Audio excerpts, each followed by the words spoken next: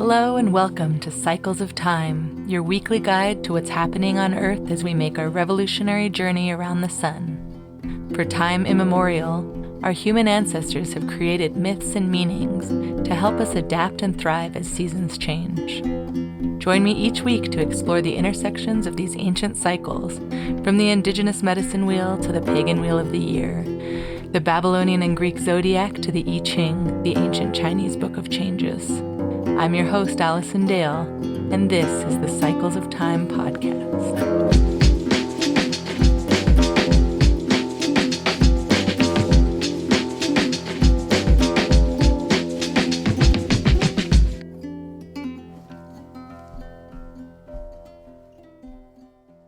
Hey everyone, welcome to Cycles of Time. This is your weekly forecast for Monday, May 26th to June 1st, Sunday, June 1st, 2025. And this episode is called A New Moon in Gemini and an Enthusiastic Mercury Kazimi. Those are the main highlights of the week ahead. So before we get into this week, I just want to do a little recap of last week because last week's astrology and energetic signature really hit me in such a huge way. That Saturn ingress from Pisces into Aries was really quite one of the most potent astrological transits I've felt in a while on my personal life, and I don't know if I've ever in my life seen so much deeply personal resonance about an astrology transit from so many friends and family members.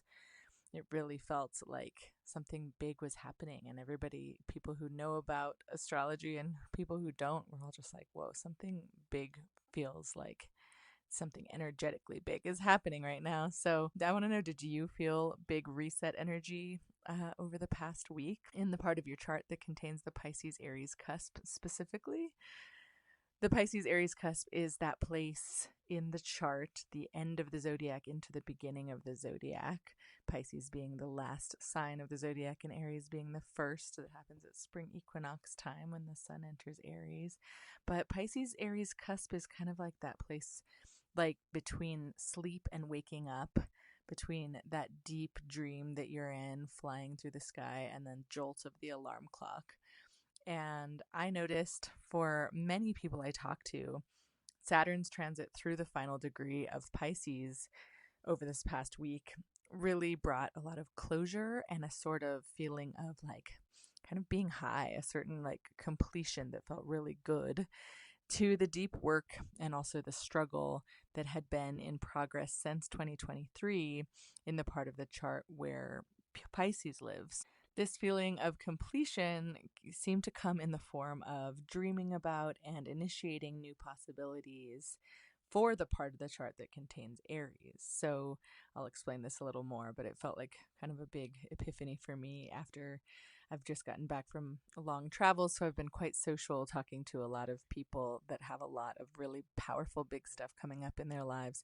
And for me, just noticing that, kind of being an astrological anthropologist and looking at what's going on for people and knowing what their charts are. For those I spoke with, when Saturn was in the final degrees of Pisces, there was a certain completion feeling that came from the act of really actively dreaming and initiating new possibilities about what comes next. And then soon after that, when Saturn fully moved into Aries, that kind of high feeling and that feeling of completeness seemed to kind of dissolve for a lot of people as the reality of Saturn's next assignments set in. So Saturn is Big Daddy time. Saturn is the Lord of Karma. And wherever that planet is traveling through in your chart is where you're being asked to do a lot of work. And, a little bit of just maturity and stepping up to the plate for what you need to do to make your dreams come true. And that's especially true with Saturn and Neptune together in a sign, as they were in Pisces together, and now they're both in Aries together.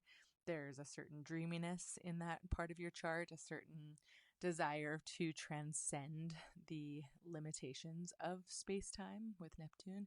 And then there's Saturn there saying, but okay, sure, let's try that. But first we have some real work to do.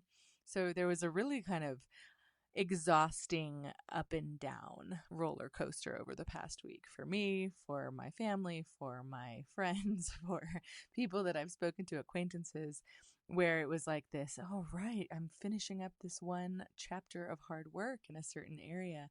And now I'm the very next day pretty on the nose from like Friday into Saturday. It really was, or Saturday into Sunday, I guess. But it really was like, hooray, I'm done. I finished up my degree. And then it's like, oh, nope, now I'm starting a PhD. I need to like jump into the next thing. So it really showed up for me. I have Pisces and Aries on the cusp of the eighth and ninth house. So I use whole sign houses where these signs and the houses are on this, they're correlated with each other. So one sign per one house. It's kind of the oldest traditional house system in astrology. And there are a lot of different house systems. We won't get into the weeds with that, but if you do use another house system in your personal astrology practice, like Placidus or Campanus or any of these other ones, the Pisces and Aries cusp could occur in the same house, which would make the closure and initiation of new beginnings more subtle than if you're using the whole sign houses where Pisces is in my 8th house, for example, and Aries is in my 9th. So the houses are the elements of your chart where it represents a certain part of your life. And so the 8th house is about shared resources and intimacy and other people's money. And that's all 8th house stuff.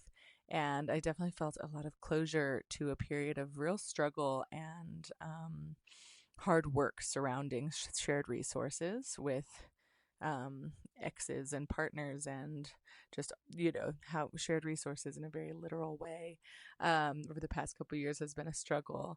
And then at the very end of this time, I had the ability to look back and say, wow, we did a lot of work, and it's resulted in a much more smooth, harmonious, flowing relationship with shared resources. And that closure really came through a vocalized initiation of new possibilities when it comes to shared resources in the realm of travel and of teaching and of publishing. And that's all 9th house stuff. That's the area of life that the 9th house rules. So at the end of Saturn in Pisces, I met up with my ex-husband on a trip and was able to share space, like a literal house together. And that was after many years of just not being on good terms, especially as it related to sharing resources and how that works with a divorce and all this kind of stuff. And so really fascinating how that showed up very alive in my own personal life. And then, as I enter the next chapter of Saturn being in my 9th house for the next couple of years, it's hard work in the regards of teaching and publishing and travel and higher learning and all of the things that 9th house rules. So I definitely started to, after that feeling of closure, through the lens of the 9th house, I then started to feel like, okay, well, there's a lot of work to be done when it comes to this next step, like how to make that feel flowy by the end of this Saturn transit. So I just thought it was really interesting. So don't worry, I'll get into the forecast soon, but I just thought this past week has been intense. And for a family member of mine, this cusp happened on Pisces. Aries was on the cusp of their 6th and 7th house. And she experienced closure to a period of struggle in her daily routines, which is represented by her 6th house. That's the domain of daily routines. And there's been a lot of tension and struggle in that regard, as far as just feeling like she was kind of doing everything herself and, kind of like doing housework and walking the dog and all that kind of thing. And so the closure and the kind of like new energy was injected through an active dreaming opening and initiating new possibilities in her partnerships, which is the 7th house.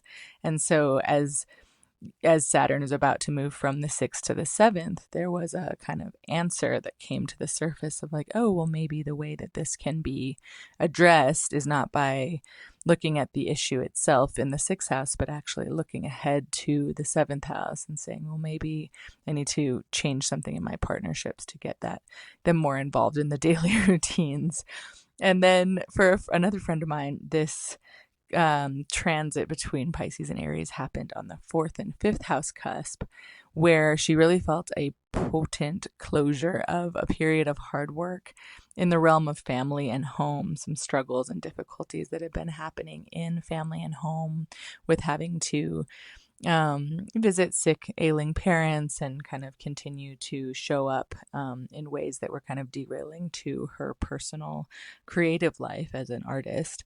And so there's a certain closure there through an initiation of new dreams in the realm of creativity, which is the 5th house. So it felt like there was this really distinct kind of closure and new beginning happening for a lot of people between these different house cusps and different areas of life, recognizing that they're interconnected and they affect each other. And sometimes we have to look ahead into what's coming up in the future to kind of answer the question or find the closure of what the hard work we have done in the past. So that's why it felt so potent. I'm curious, I saw so many more examples of this beyond those 3 that really dramatically rose to the surface as like top priority, the most important thing over the past week. And so, yeah, I'm curious if you experienced any closure to feelings of struggle or soupiness or just really hard work that was lifted a bit through the initiation of new possibilities in another part of your life. So no worries if that all seems a little bit abstract or doesn't really make sense. I just had to write it out actually and talk it out because it felt like it just was coming up all over the place. And so, yeah, let me know in the comments how the ingress of Saturn into Aries to meet up with Neptune there has affected you, what's been going on in your life with that. And if you want to dig deeper, if you missed my last post, I didn't record a podcast episode about it, but I did write some horoscopes for each rising sign about Saturn and Neptune in Aries. So you can find that on my Substack at astrosomatics.substack.com. And it'll kind of talk about what we're completing in the Pisces part of our chart and what is going to be initiated for the next several years in the Aries part of our charts. So check that out and we'll move on. This week, the energies are shifting to something a little less karmic, a little less serious in some ways, but we're definitely still going to be integrating the change of guard from Saturn in Pisces to Saturn in Aries for a good long while. But this week, we're really tapping into Gemini energy. We are in the middle of Gemini season, which is this beautifully airy butterfly bee time of year where everything kind of starts to feel lighter and faster and just more curious. Gemini, I like to think of Gemini as just the constant questioner, like that chatty child in the wheel of life, who loves questions more than answers. Why? And Gemini moves quickly and connects ideas together and tells stories and really shifts perspectives. So it's a time of year where we can start to see how all the pieces fit together. And that is not because we have everything figured out, but because we're open to exploring possibilities, to flitting from flower to flower. So this week is especially meaningful for that type of exploration because there is a new moon in Gemini today when I'm recording this, Monday, May 26th. And there's a Mercury Cazimi also in Gemini this week.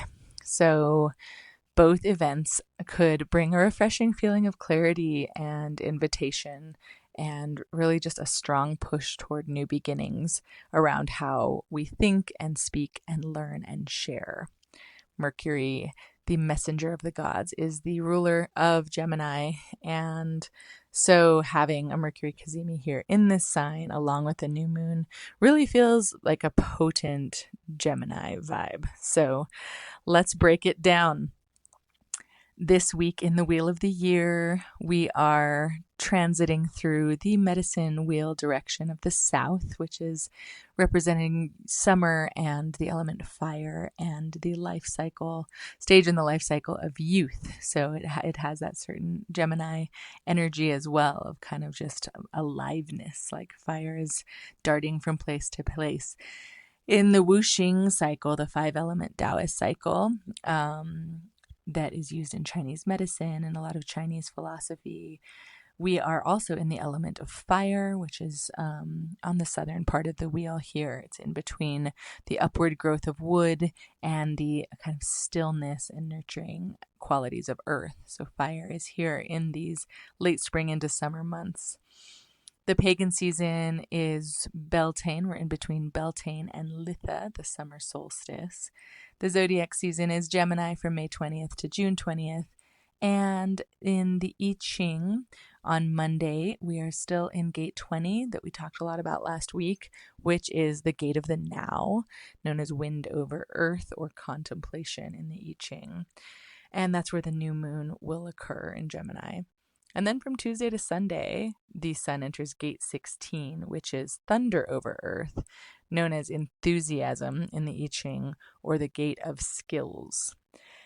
The moon phases a new moon in Gemini in gate 20, and some planetary things are that Mercury Kazemi in Gemini on the 30th, May 30th, right after Mercury enters Gemini on May 20th. Let's get into the new moon in Gemini in the human design gate of presence, or gate of the now, gate 20.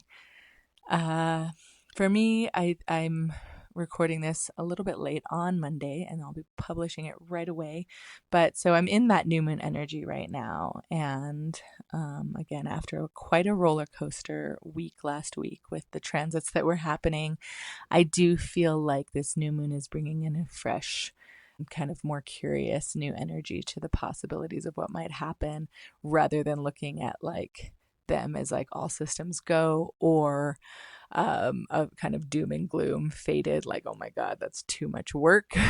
I'm now like able to meet in the middle of those extremes and look at what's ahead as kind of a threshold, knowing that everything's about to shift, feeling a shift in my bones. Even if I don't feel it in the outer world around me, I definitely feel like there's this threshold moment, and I'm approaching that threshold, that doorway, with that Gemini curiosity. So the moon and the sun are meeting here in Gemini in gate 20. And again, like I mentioned, I went into it deeply last week, but again, gate 20 is the gate of the now, and it's all about presence. And to recap, this energy is about understanding how to simply be here now, even when what here means is uncertain. This gate carries a really quiet power that is deeply rooted in feeling self-assured and that what you're doing in the moment is the right thing, and not needing to jump from place to place, but really, I talked about it last week, like a bee burrowing into a flower to really get, pollinated as best as it can, even if bees look like they're kind of jumping superficially from flower to flower and buzzing all about. Pollinators, to really do their job, need to be in the moment of what it is that they're doing. So the energy of this new moon is asking us to tap into the ability to witness without attachment, and to dive into the flower, as it were, to speak when it feels true, but not speak for the sake of speaking, and to know when to stay still long enough for clarity to find you. And what makes this new moon especially potent is that it's not happening in isolation. Mercury is conjunct the new moon a couple of degrees away in its home sign of Gemini, which adds that layer of insight and dialogue and communication and a kind of mental aliveness to whatever it is that's emerging for you. On this lunation, our inner voice is not getting clearer necessarily, but it's also getting more honest. On this new moon, you might feel more in tune with what's actually real right now and not what you think you should be doing or should be feeling or should be saying. There's a lot more presence and clarity and self-assuredness that might come through with this full moon if you give yourself space and time to sink into that present moment. This new moon is also has another influence of Pluto in Aquarius that is forming a trine to the moon and sun. And that adds an element of depth and intensity and transformation to this new moon. Trines are a harmonious and flowing aspect between planets.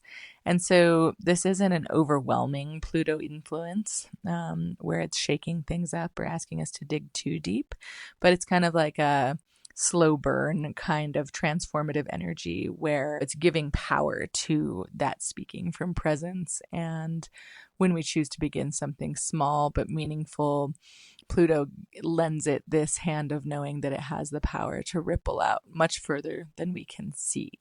So Gemini can feel kind of, on the surface, on the level of the flowers, and Pluto's that deep, deep underworld where those flowers grow up from. And so having that trine to Pluto for this new moon really creates, any seeds that you plant or any manifestations or ideas that you want to emerge on this full moon will have a lot of staying power due to that Pluto trine. So this is also the final new moon in Gemini that will be co-present with Jupiter in the same sign for over a decade. By the time the next new moon in Gemini rolls around, Jupiter will have moved into Cancer. So this is a final spark of that kind of first flush, enthusiastic energy between the moon and Jupiter in Gemini, which is a kind of bright and curious and expansive and idea-filled feeling that really asks, what if? Like, what if I tried this new thing? What if I trusted what excites me? What if I let myself speak the truth of who I'm becoming, even if I don't have all the right words yet? So this is a really beautiful new moon. It's has a lot of harmonious aspects. It's co-present with Jupiter. It's conjunct Mercury. It's trine Pluto. It's got some weight and power to it in a really positive way, and also an ability to stay light and stay fresh and welcome what comes in. So there's something, poetic about how this new moon is really blending the reflective stillness of the present moment with that gate 20 energy, with this expressive possibility of Gemini and Mercury being right there as well. It definitely suggests a shift from thinking about things to finally giving a clear voice to them, using that kind of buzzing, humming somatic practice from last week's forecast where you take a deep inhale through the nose and then just hum it out and make a kind of bee buzzing sound. It's like this is a time of the year to exercise our voice and see what it sounds like to say something out loud. Sometimes we learn a lot from just taking whatever it is that's on our mind and putting it out into the physical realm through sound waves. And so this is a great week to do that, to listen to other people's sound waves, to create your own sound waves, to vocalize, and just acknowledging something honest that's rising up inside you that wants to be named before it fades or changes. Just name it, make it real. This isn't the kind of new moon that demands a dramatic gesture or a big goal necessarily. It's more like taking the deepest breath you've taken all day to reset. Go ahead and do that now if you want to. I always love that in yoga classes where they're like, take the deepest breath you've taken all day, and it really does help to reset. So that could give you a moment to check in with yourself and ask what feels real right now, and ask yourself if you're ready to say yes to it, even if it's just one tiny step in the direction of towards something new. You don't need to know the whole path yet. This new moon really just might show you what that first sentence in the book looks like, and that is definitely enough to begin. So speak out your thoughts and your curiosities on this new moon today. All right, so this week on Friday, the 30th, May 30th, it's already the end of May. How is that? On Friday, there is a Mercury Cazimi, and that's happening in Gemini gate 16, the gate of skill or expression. And so after the new moon on Monday, the sun is transiting into Gemini gate 16, that next gate of Gemini season, the gate of skill. And then Mercury is moving on the 25th into the. Wait a second. I think that already happened. Oh my gosh. And then Mercury already moved into Gemini on the 20th. And so by May 30th, the Mercury and the Sun are meeting up together in a Cazimi. The Kazemi means in the heart of the sun, where Mercury is going to be kind of obscured by the sun and enveloped and given a big hug by the sun. And in astrology, this Kazemi is kind of a rebirth for that planet that is being Kazemied by the sun. So in this case, it's kind of a rebirth for Mercury, meeting the sun in its synodic cycle with the sun. It's kind of dance around the sun. And so it's kind of like Mercury slips into the solar throne room and gets kind of anointed, receives a transmission of light and clarity and new purpose. So Mercury Kazemi days can feel very like inspired, like something is being given a dose of light. And this Kazemi is also happening in Gemini, but by Friday, the Sun and Mercury have moved from the presence of gate 20 into gate 16. And that is, again, the gate of skills. This gate is about practice and repetition and confidence that's built through joyful engagement. It's about doing something not to be perfect, not kind of honing a skill for perfection's sake, but really getting more skilled at something because you love the process of doing it. You're just kind of enthusiastic and obsessed with the thing that you're doing. And I like to think of Castor and Pollux, the Gemini twins, for this gate, because I think of these twins in Greek myth that were these brothers who were so, they were horsemen, they were archers, they were sailors, they were like involved in, the Jason and the Argonauts quests and voyages. They were hugely involved in a lot of the myths of Greek mythology. They just show up there because they were active and agile and enthusiastic and loved using their skills for the sake of just doing. And so that resonates with this gate in the I Ching. Hexagram 16 is called enthusiasm, and it's symbolized by thunder stirring over the earth. It's thunder over earth trigrams.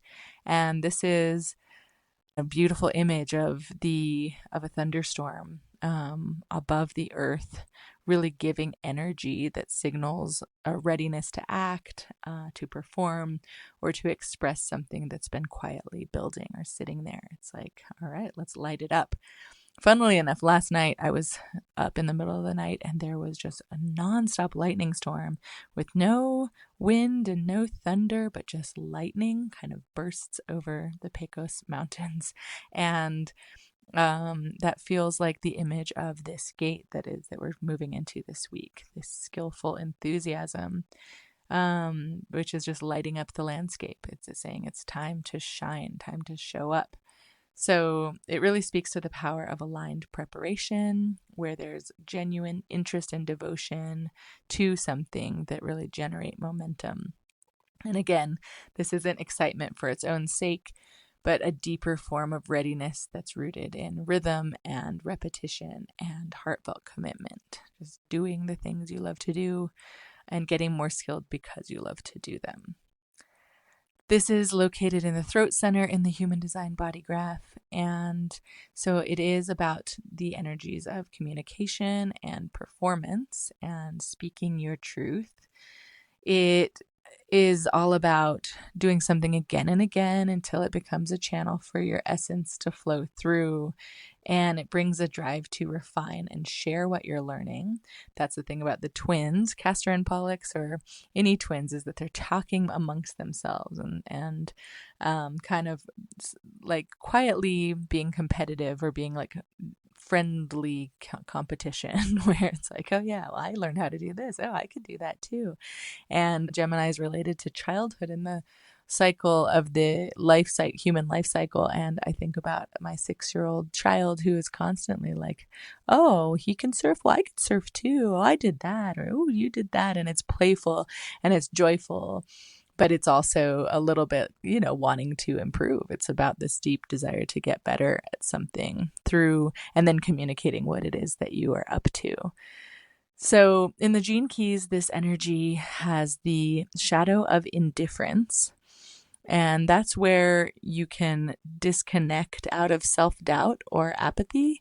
And it's that idea of saying like, oh, well, I'll never be as good as so-and-so, or I can't, I want to like know how to play the song on the piano, but I don't want to practice scales. And so it's this kind of pretending to be indifferent to it. And that's the shadow, saying like, oh, it doesn't really matter if I get better or not. It doesn't matter if I hone my skills. But the gift here is versatility, where you have a diversity of skills that are developed through open experimentation and playfulness. And again, that I say it again and again, but the bees buzzing from flower to flower and saying, which one is the one that I want to sit and pollinate and burrow into? You have to kind of be open to different possibilities with this energy. And the city level, the transcendent level of this energy is mastery, where action and beingness are unified through a deep embodiment, the master of a skill. Altogether, Gate 16 really invites us this week to lean into the things that we love enough to practice, where we can allow joy and just the love of doing and devotion to guide us towards refinement and meaningful expression. So when Mercury, the planet of the mind and communication, that messenger between worlds, gets reborn in this gate, it's a pretty clear message that it's time to speak, it's time to learn, it's time to experiment, it's time to share, it's time to keep showing up for the things that you care about. And that's even if they're still messy, or especially if they're still messy. You don't want to back away because something's not perfect. So the sun will transit through the Gate of Skills from Tuesday through Sunday, and this Mercury Kazimi here is a beautifully enthusiastic moment within the cyclic dance between our bright solar star and her closest little planet, Mercury.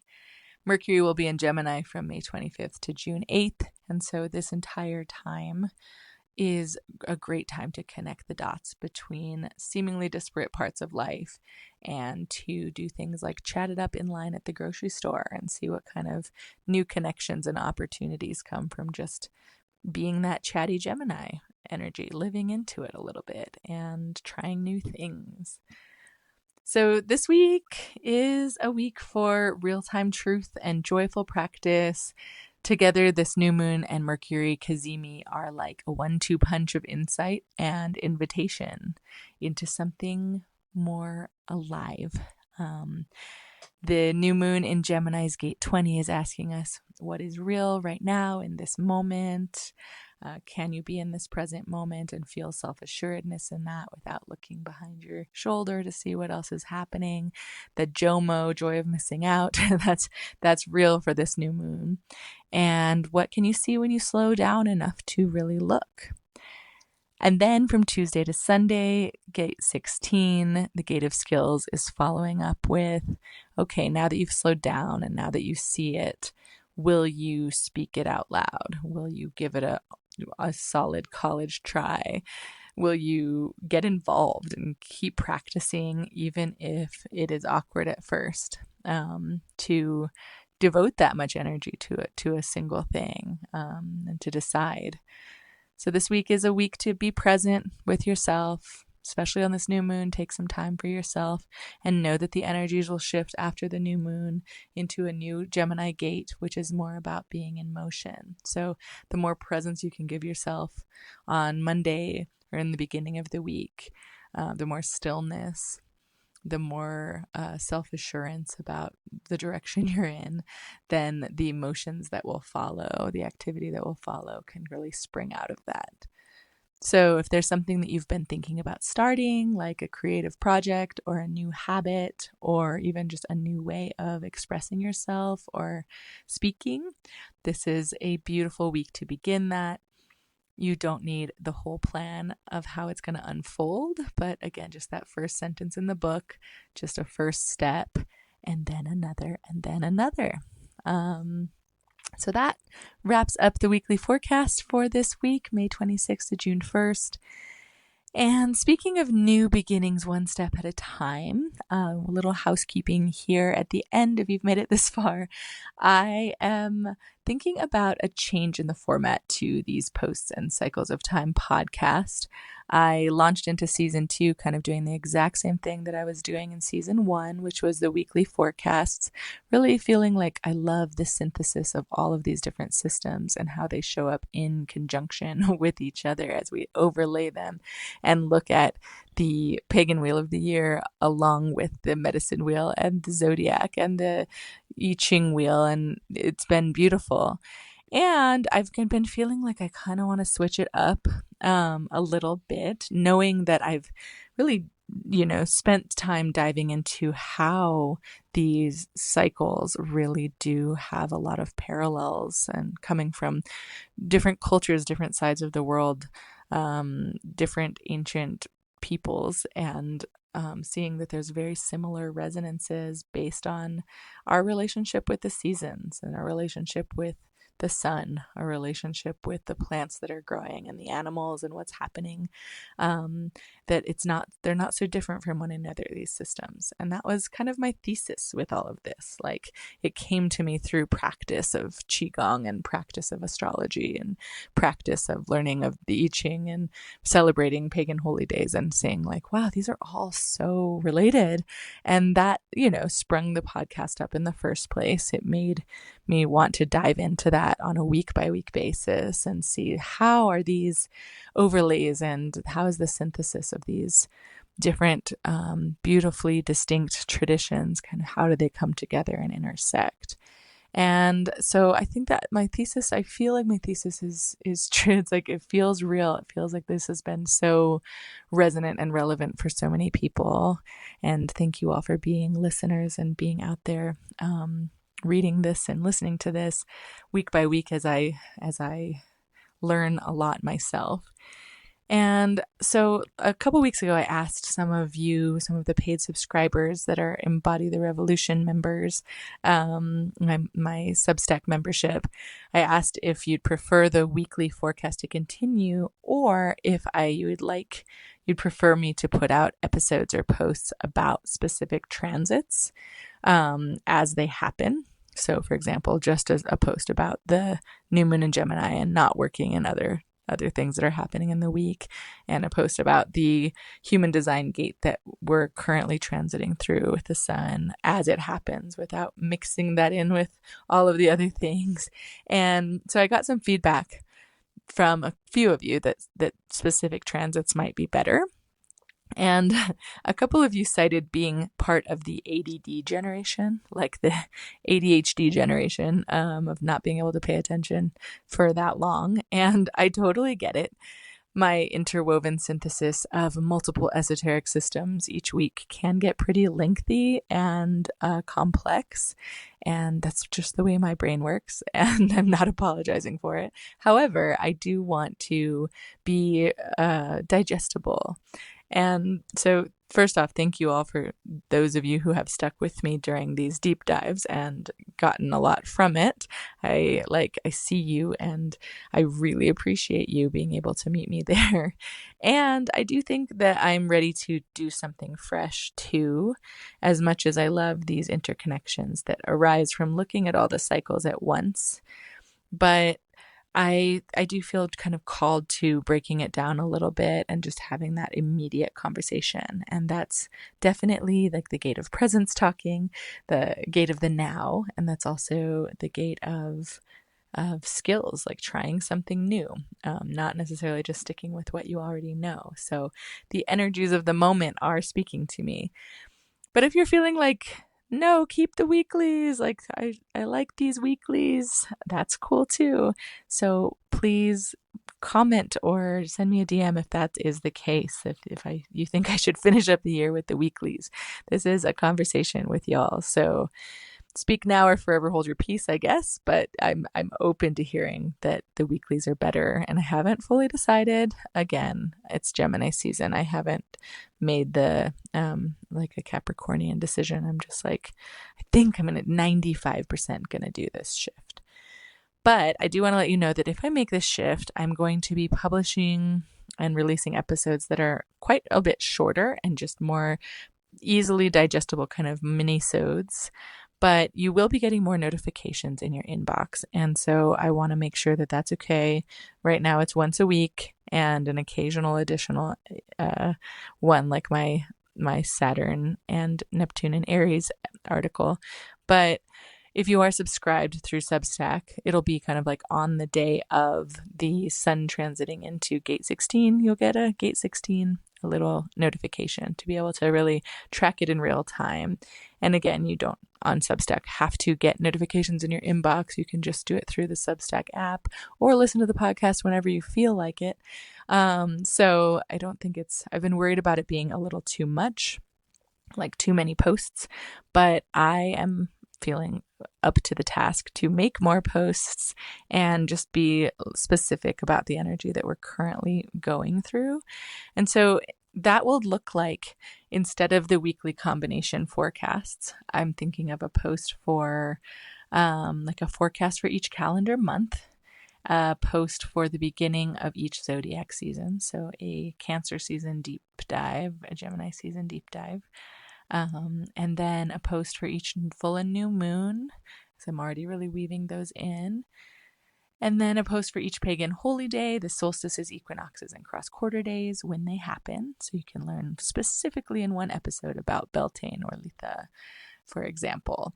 And then a post for each seasonal or elemental shift in the medicine wheel and whooshing cycle. So those will be more rare and occasional when there is that shift happening about, okay, we're moving from the season of fire into the season of earth. And what does that look like? And then the most common post will be some short minisodes about the sun entering a new human design gate. And those would happen every 5.5 days or so, as that's how often the sun enters a new gate.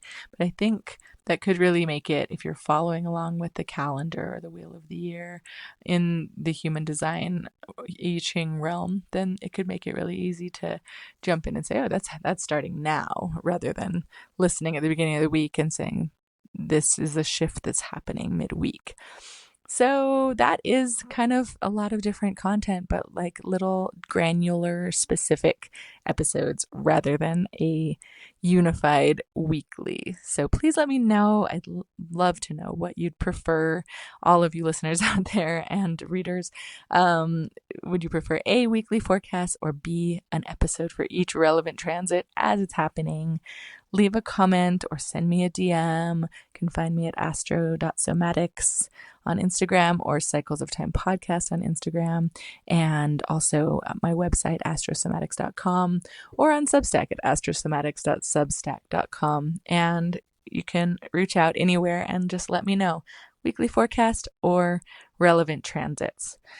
Thank you for your input on that. And I am with Saturn and Neptune in my 9th house of publishing and world learning from the world at large. I'm in the process of writing a book related to this project, Cycles of Time.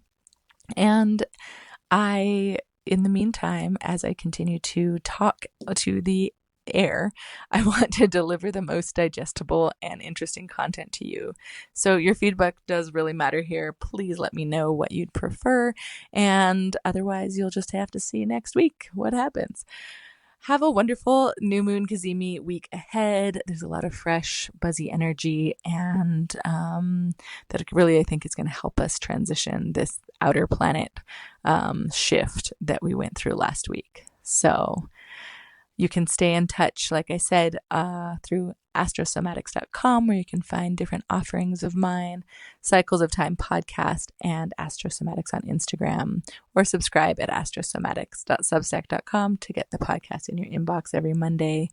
And don't forget to click the subscribe button or leave me a comment. I really do love hearing from you about the direction of this project and beyond. What's going on for you out in the world? So have a beautiful, beautiful week ahead, and I'll see you next week.